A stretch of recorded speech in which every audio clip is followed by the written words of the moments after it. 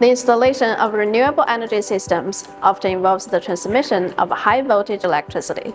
This poses a significant fire risk, as electrical fires can spread quickly and cause extensive damage. The potential fire hazards include electrical faults. Faulty wiring or material failure can create sparks or short circuits, leading to fire incidents. Overheating. Electrical cables and components can generate heat, which can increase the risk of fire. External factors. Lightning strikes, vandalism, or accidental damage can also trigger fire hazards.